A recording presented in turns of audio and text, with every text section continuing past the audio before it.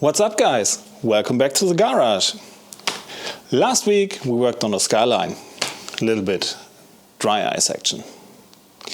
This week it's all about Subaru. Subaru is still on the lift because, well, let's say Japanese steel and 20 years of European road salt don't mix very well.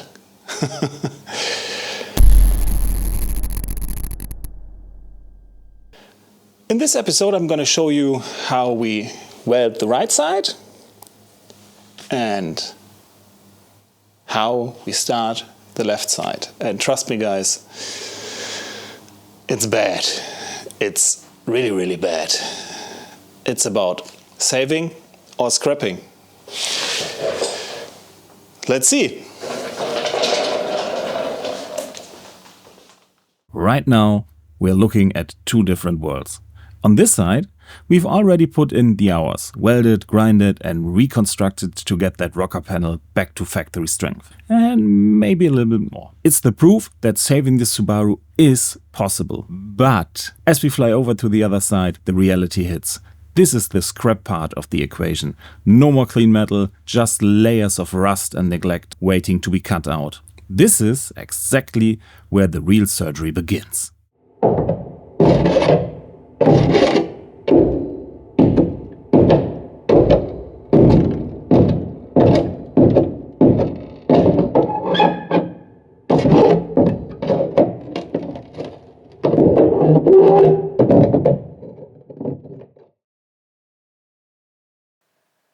Another crucial thing when working on old cars is not this heap of old car parts, but CAD. In this case, cardboard aided design. That means when there are no replacement parts or replacement parts are prohibitively expensive, you need to get some cardboard, some tape, welding wire, welding rod, and imagination. This, for example, is part of the rocker panel and the underbody. This thing here with the notches attaches to the underbody. This becomes the angled part, and this is the actual sill. So now you have a form, you have a length, but you can see it's really floppy. It has no distinct angle. That's why you need to make additional parts to copy the angle and make it fit. For example, like so. You can do this ad nauseam until you have the perfect angle, the perfect fit, which might be a good idea when you have $1 million car, but if you have $1 million car, you can use original replacement parts. For the Subaru, this was not an option, so we got some cheap metal, cut it out with the flat cardboard structure, and then bend it as we see fit. And that's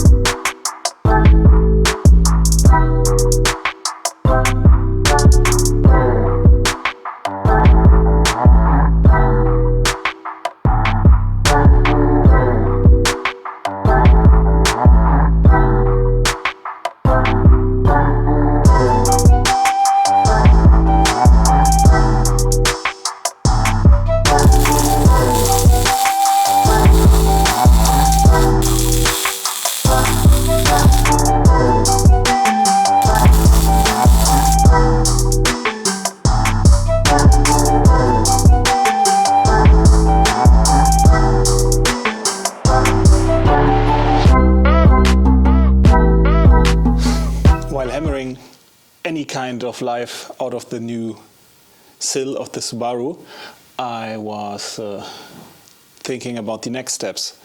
So at the moment the sill is formed like from the original. So we have the main part and we have the small sill, the thin sheet sitting underneath. This allows water to collect, if there's any water getting inside, and run down the sill, and et voila. Now I thought this little lip often collects a lot of dirt, and dirt collects moisture, and moisture makes the car rust again, which sucks, which gave us all this shite. So what happens if I not only use one angle, but a second and hammer it up again? Which in the beginning sounded like a pretty good idea. But if now any moisture finds its way down below, it's trapped, e.g. rust.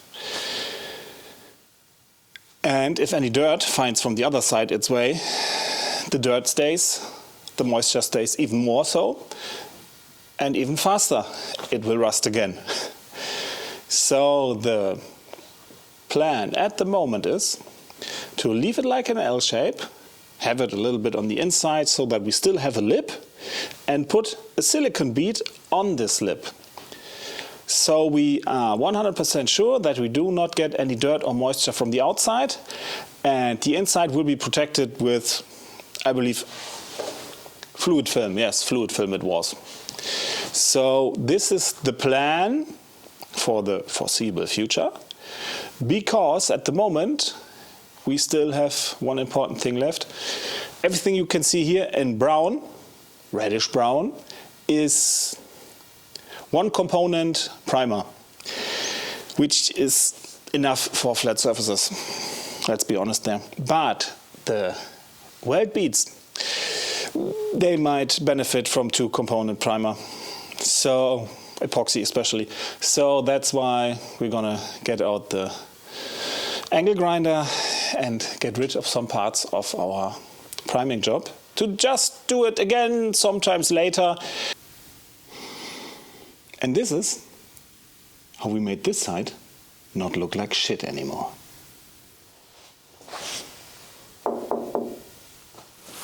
And then, all of a sudden, the first summer rain of this year dragged me more into the mood for the other rocker panel.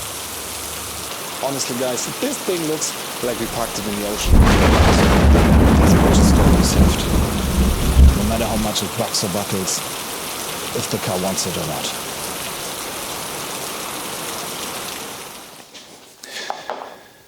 So guys, there's this little problem. I wanted to clear coat the rocker covers. To clear coat the rocker covers, I need to paint the rocker covers. To paint them, I need to prime them. To prime them, I would need to open a new bottle or a new can of 2K epoxy primer, which is prohibitively expensive, and I would spoil half the can because it's just a rocker cover. To resourcefully use the can, I would need to weld in the rear arches first. To weld in the rear arches, I would need a fitting white body kit. Which brings me to this piece of crap. This is the actual white body kit for the rear, which is from very, very minor quality. So that's a piece of crap. And I'm in a little conundrum because I have no solution yet. I can't run white body in the front and narrow body in the rear. That looks a little bit sus. I don't want to go back to Carlton flares because I think they're a little bit boring. They're cool, but not for me right now. So first of all, I would like to know your opinion. Run white in the front, small in the rear. Run Carlton flares. Or maybe you got any suggestion where I can get a good rear white body kit. Because at the moment, as I've mentioned, I'm a little bit forked. So, well, I still got one solution in mind. So it may be fixed next episode, or maybe never.